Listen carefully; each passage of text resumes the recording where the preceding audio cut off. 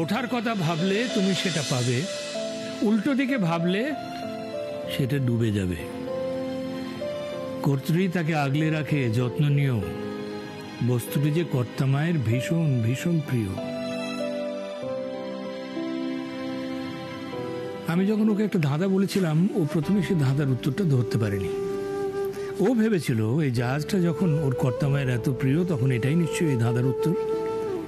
তাই ওটা নিয়েও আমার কাছে গিয়েছিল। যে মেয়েটা শুধু এই বাড়ির সুখের কথা ভেবে এত বড় একটা ঝুঁকি নিল, আজ তাকে চুরির বদনাম নিতে হবে। একটু এদিক ওদিক হলেও কেউ হয়তো বাড়ি ছেড়ে চলে যেতে পারতো, কিন্তু ও তাও ভাবেনি।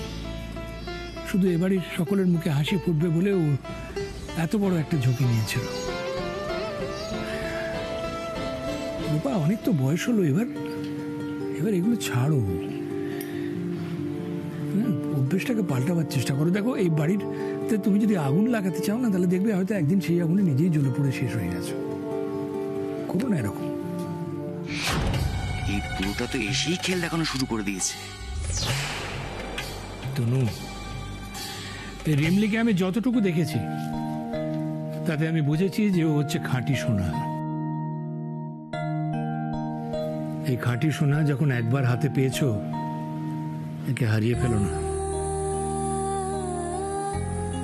তাহলে কিন্তু একদিন তোমাকে পস্তাতে হবে এর জন্য।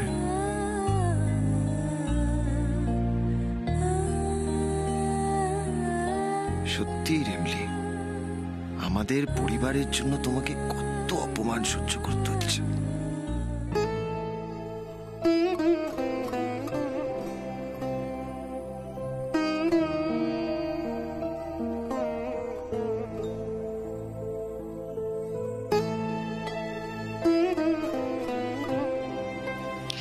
লোপা,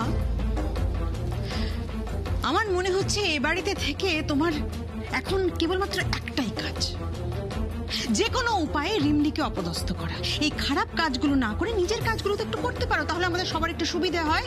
আর এখানে দাঁড়িয়ে থেকো না, যাও নিজের কাজ করো, যাও।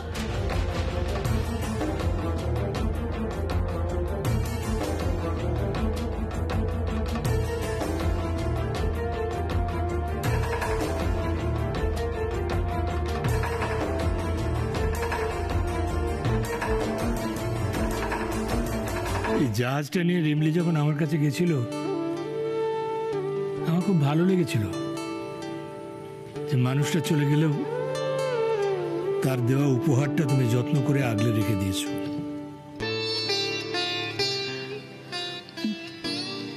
বাবা, বাবা বলছি যে অনেক রাত হয়ে গেছে, দেখো চলো তো আমার সঙ্গে শুতে চলো। তোমার ঘরে সব বিছানা টিছানা আমি সব চেঞ্জ করে রাখতে বলেছিলাম জনার্দনকে, জানি না যেদিকটা তো তাকাবো না সেদিকে কোনো কাজ হবে না। এসো আমার সঙ্গে, এসো। তনু,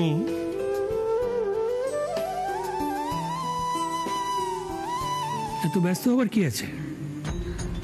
আমি তো তোমার বাবা, এবাড়ির অতিথি তো নয়। এসো এসো, বসো এখানে।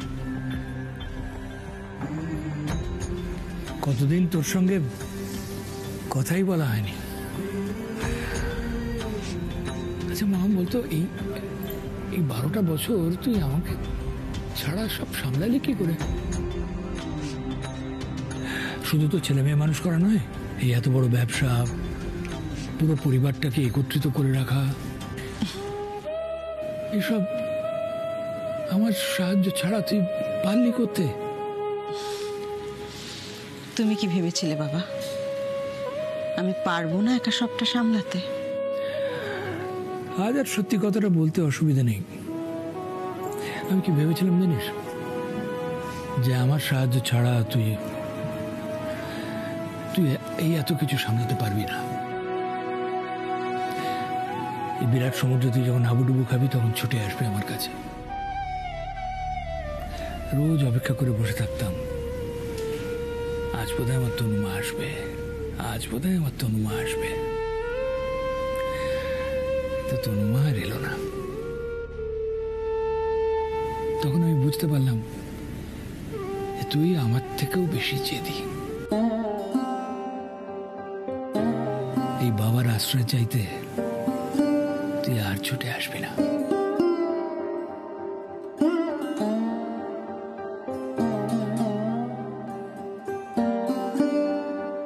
আগে আমি ভাবতাম তুই বোধহয় তোর মায়ের মতোই হয়েছিস,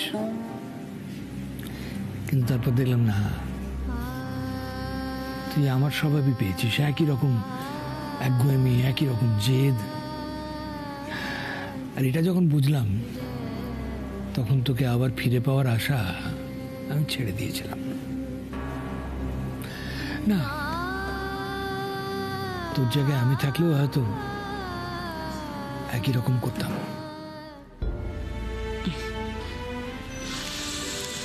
তোমার থেকে পাওয়া এই জেদটা বজায় রাখতে গিয়ে ভেতরে ভেতরে আমি কতটা পুড়ে ছারখার হয়ে গেছি, তার হদিশ কোনোদিন রেখেছো বাবা?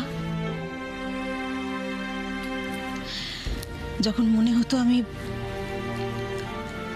মনের সঙ্গে এই লড়াই আর চালিয়ে যেতে পারছি না, আমি ভেতরে ভেতরে হেরে যাচ্ছি, শেষ হয়ে যাচ্ছি, ঠিক সেই সময়গুলো মনে হতো দৌড়ে তোমার কাছে চলে যাই। মনে হতো তোমার কোলে মাথা রেখে জিজ্ঞেস করি, বাবা বলে দাও না আমি কোন পথে যাব, কি করে সামলাবো সবকিছু। কিন্তু না, ওই যে জেদ, যেটা তোমার থেকেই পেয়েছি, সে জেদই বারবার আমাকে আটকাতো তোমার কাছে যাওয়া থেকে। বলতো, তানিশা মুখার্জি, তুমি আর ছোট মেয়েটি নেই যে কথায় কথায় বাবার আঙুল ধরে চলবে। তোমার বাবা তোমাকে স্বাবলম্বী দেখার জন্যই একা রেখে দিয়ে দূরে চলে গেছেন। তাকে আর অযথা বিরক্ত করো না।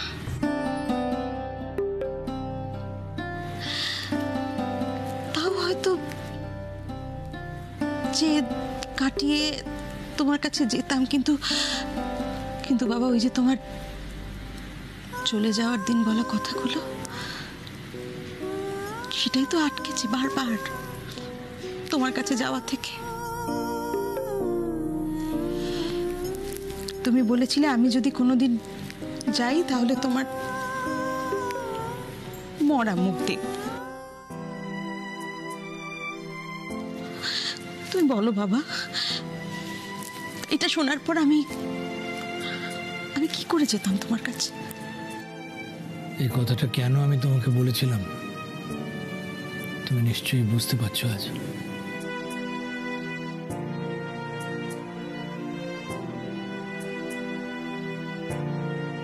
কিন্তু আমার খারাপ লাগছে যে আমার পরিবারের সবচেয়ে ছোট যে মেম্বার, তাকে তুমি দেখতে পেলে না।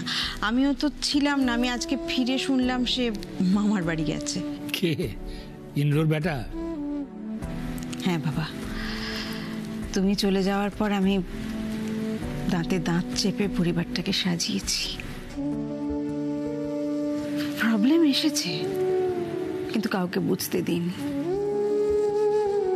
হাজার কষ্টের মধ্যেও নিজে চেষ্টা করে গেছি প্রত্যেককে যাতে একটা শৃঙ্খলার মধ্যে বড় করে তুলতে পারি। আমি নিজে ভেঙে গেছি, কিন্তু পরিবারকে আমি ভেঙে যেতে দিইনি বাবা।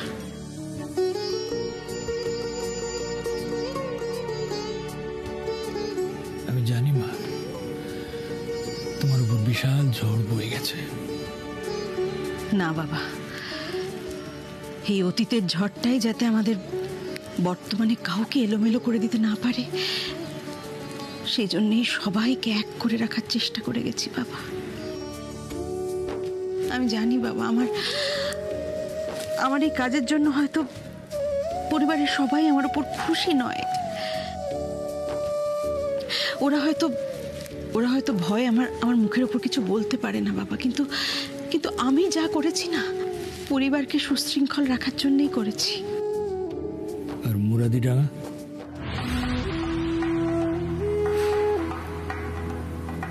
মুরাদিডাঙ্গার কি খবর তনু?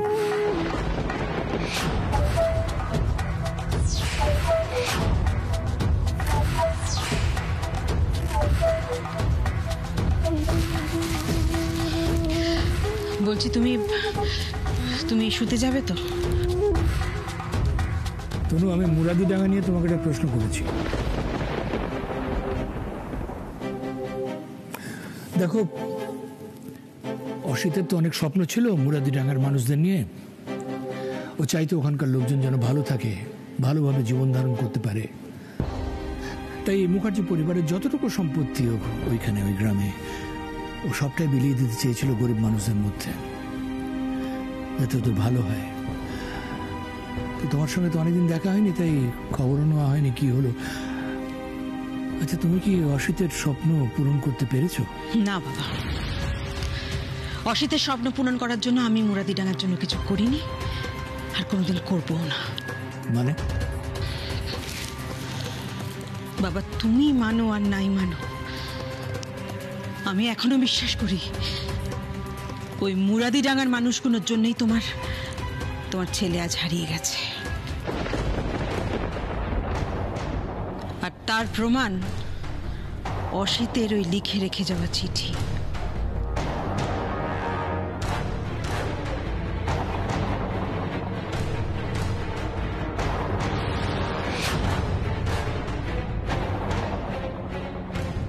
ওই চিঠির প্রতিটা ছত্রে ছত্রে অসিতের মানসিক যন্ত্রণার কথা লেখা আছে বাবা। মুরাদিডাঙ্গার মানুষজন কিভাবে কিভাবে ওর উপর মানসিক অত্যাচার করেছে, সমস্ত সবকিছু ডিটেলসে লেখা আছে। অথচ ওই গ্রামের মানুষগুলোর জন্যই অসিত নিজের প্রাণ পর্যন্ত দিতে প্রস্তুত ছিল। দেখো, সেই মানুষগুলো কি করলো? ওর সঙ্গে বিশ্বাসঘাতকতা করলো, ওর পিঠে পেছন থেকে ছুরি মারলো।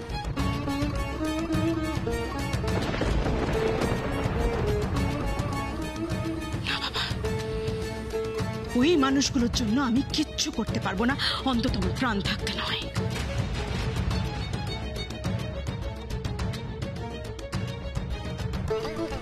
মুরাদিডাঙ্গার মানুষগুলোকে আমি ঘেন্না করি বাবা।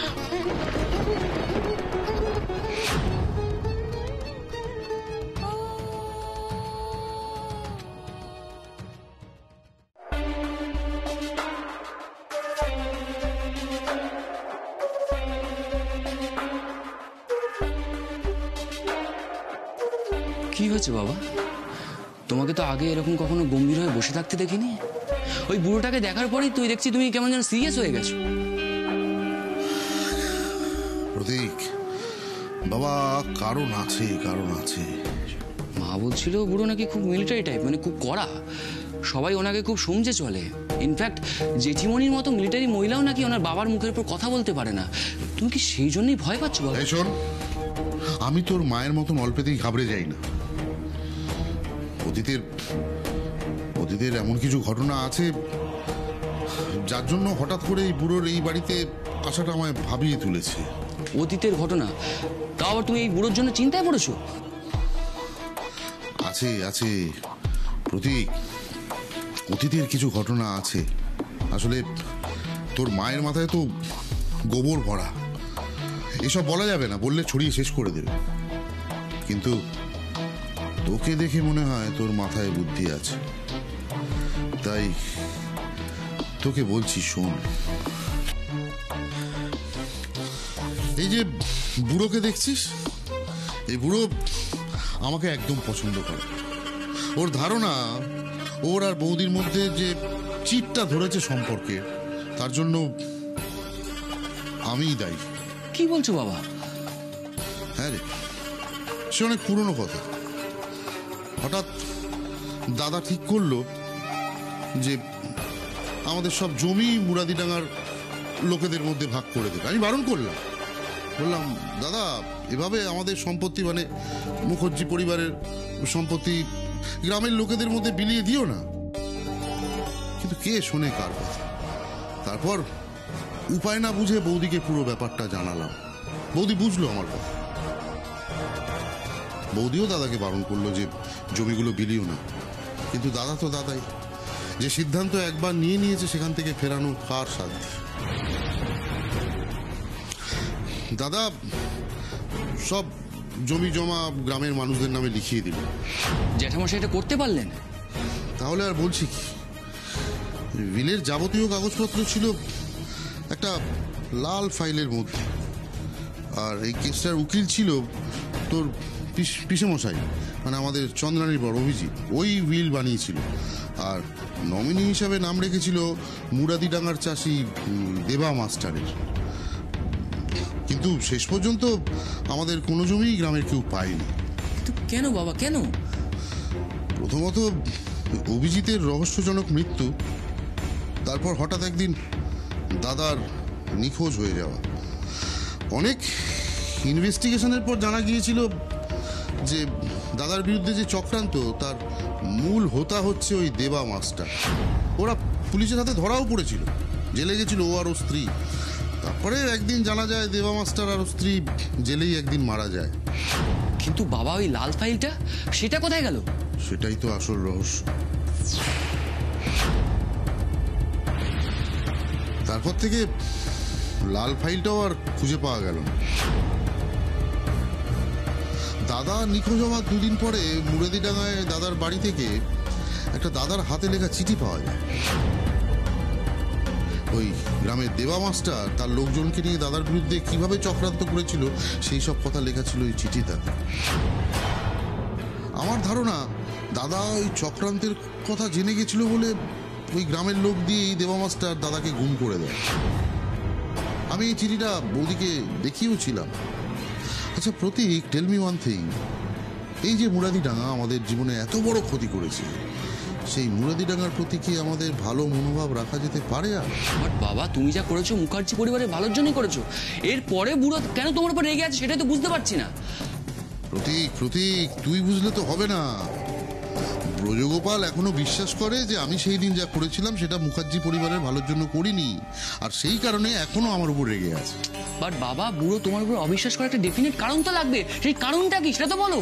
ওই যে দাদার চিঠিটা বৌদির হাতে তুলে দিয়েছিলাম, তার জন্য বুড়ো আমার উপর খুব ক্ষুব্ধ হয়েছিল। বুড়োর ধারণা আমি বৌদিকে মুরাদিডাঙ্গার বিরুদ্ধে উস্কেছি, বৌদিকে দিয়ে আটকে দিয়েছি দাদার স্বপ্ন।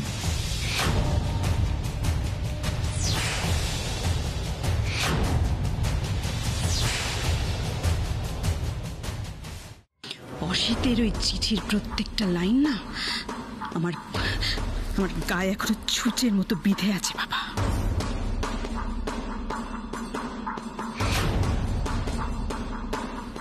তাই আমি চাই না মুরাদিডাঙ্গার মানুষগুলোর সঙ্গে কোনো রকম সম্পর্ক রাখতে।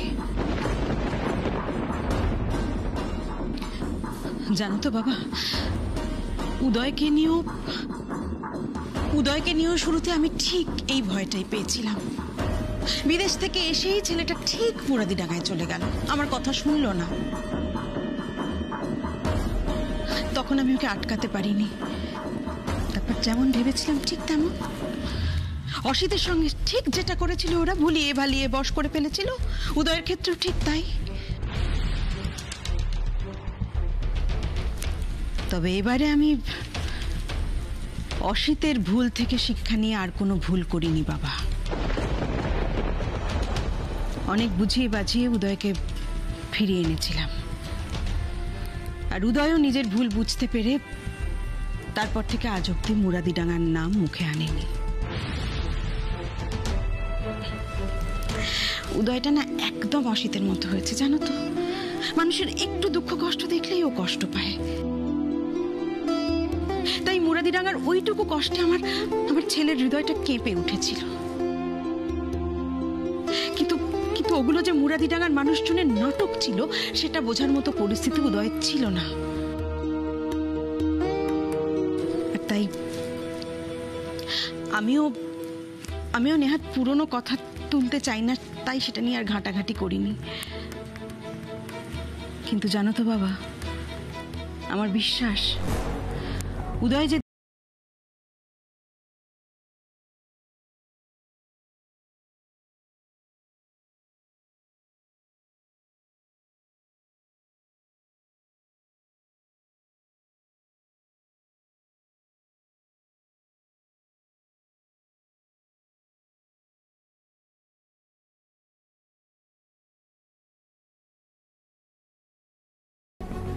তার নিয়ন্ত্রণ কি আমাদের হাতে থাকে? আমরা যে জিনিসটা থেকে দূরে সরে থাকতে চাই, আমরা না চাইলেও আমাদের ভাগ্য কিন্তু আমাদের বারবার সেই জমিতেই নিয়ে গিয়ে দাঁড় করায়। আমার কি মনে হয় জানিস তনুয়া, তুই না চাইলেও এই মুখার্জি পরিবারের সঙ্গে মুরাদির ডাঙের সম্পর্ক এত সহজে ছিন্ন হবার নয়।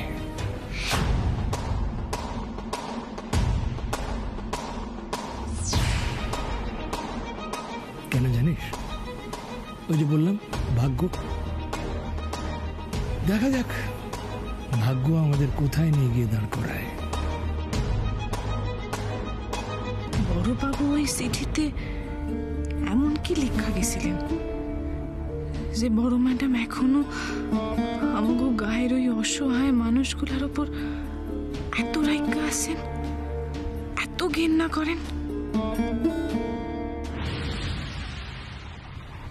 হে কি রিমলি, তুমি এখানে দরজার সামনে দাঁড়িয়ে কি করছো? বড় ম্যাডাম এইভাবে আমার দিকে তাকায় কি ভাবতেছেন? উনি কি তাইলে ধৈর্য ফেলাইলেন যে আমি মুরাদি ডাঙ্গার?